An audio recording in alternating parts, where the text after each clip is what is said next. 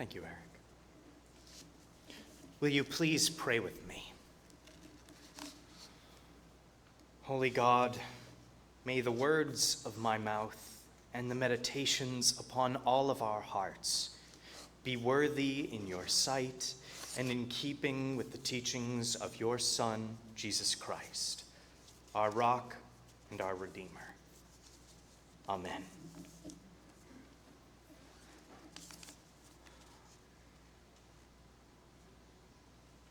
For those of you who don't know, I tend to consider myself pretty introverted, surprisingly to some.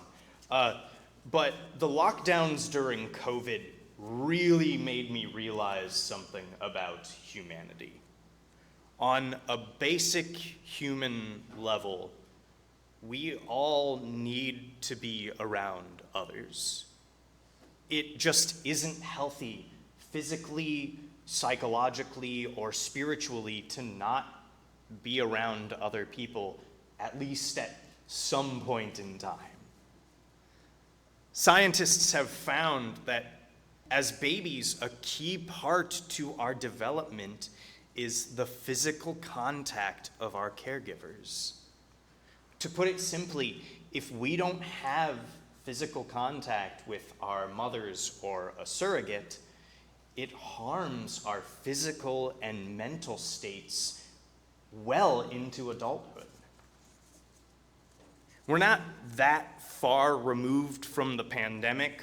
I'm sure you all remember what that was like. It was stifling to be without other people, or constraining to be alone with only one other person, be that your spouse or whatever. I know it because I've heard a lot of you joke about it. While the pandemic has ended for the most part, we still exist in a very lonely world. While social media was meant to connect us in ways, it has also increased our feelings of isolation and loneliness. This May, the Surgeon General of the United States, Dr. Vivek Murthy, discussed the impact of the epidemic of loneliness on all of us, stating that even before the pandemic, half of all American adults experienced some measurable levels of loneliness. We might believe that our faith doesn't have a lot to say about this loneliness. After all, our religion seems pretty concerned about our spiritual health. In his letter to the Romans, Paul says, "To set the mind on flesh is death, but to set the mind on spirit is life and peace." But this doesn't mean that God does not care about physical feelings like pain or emotional feelings like loneliness. In fact, I feel that God shows this best in our reading today. Jesus was walking through a crowd when a woman who was, as our text says, hemorrhaging for 12 years touched his cloak. Jesus noticed something amiss and asked who touched him. The woman admitted that she had, and Jesus told her that her faith had made her well. On the surface, this seems like a very simple and rather boring healing story. There isn't much more to it than that. Though it's never directly stated in the Gospels, there is much more to it. It's heavily implied that this bleeding has something to do with this woman's uterus.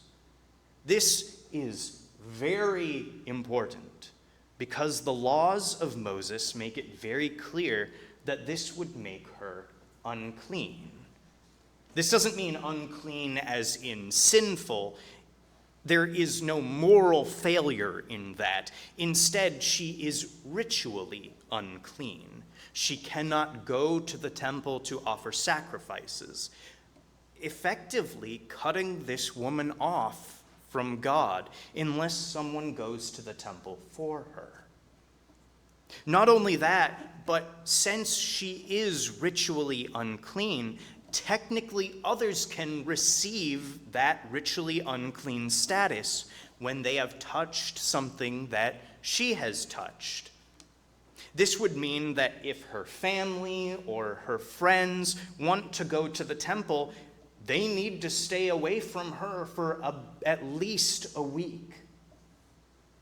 This wouldn't make her a total outcast like with lepers, but she certainly would not be living a normal life. People would be hesitant to be around her, and the law of Moses prevented her from a flourishing relationship with God. So this woman is in a twofold bind. She has physical pain from all of her bleeding, and she is spiritually not allowed to be before God in the temple. So it's safe to say that she was pretty desperate. She's gone to all the doctors that she could find, but couldn't seek help from priests because that would make them unclean. Instead, she decided to approach this famous healer, Jesus. She tells herself, "But if I touch his cloak, I will be made well." Well, she did, and she was immediately cured, but something was wrong. Jesus seemed to sense that someone had touched him. He stopped and asked aloud to the entire crowd. This was not good. While she had been healed, she touched Jesus, potentially making her healer unclean. Would Jesus be mad at that? Worse, she probably pushed through the entire crowd to get to him, making all those people that she passed along the way unclean. How would those people react, encouraged by Jesus?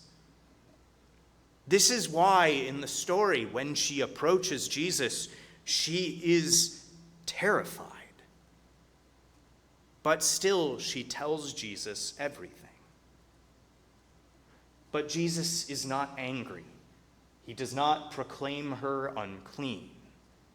Instead, he calls her daughter and says her faith has made her well. Jesus reaffirms that this woman is a daughter of God regardless of her ritual status. While the traditional takeaway... Sorry, that scared me. Okay. Sorry, I got caught up a little in my own head, I guess. While the traditional takeaway from this story has been the abolishment of the idea of ritual purity and impurity, it has a deeper level than that alone. It tells us two things about God and Jesus through this story. In the Hebrew Bible, also known as the Old Testament, people cannot approach God's perfection while being polluted by life. It's like how the sun is really bright and warm and gives life. But as we get closer and closer and closer to it, we get burned up. But with Jesus, God takes on a more approachable form. People can bear to be near Jesus and experience God's love without the risk of death because Jesus put on a form that is corruptible and can take on that pollution. But why would God do that? After all, the pollutions of life and death are completely foreign to God. it tells us about God's motivations. Just like with sin, God doesn't want these impurities to keep us away. So God is willing to take on these impurities, something that God does not have to do, to make sure that we can be in God's presence, and so that God can be present with us. But it also shows that God does not want us to be separate from one another. Remember that when God creates Adam, God says that it is not good for this human to be alone. God knows about loneliness and experiences it in Jesus. In Jesus calling that woman daughter, he not only heals her of her disease, but also reopens that familial bond with the rest of society. She is once again a daughter of Israel, welcome among the people.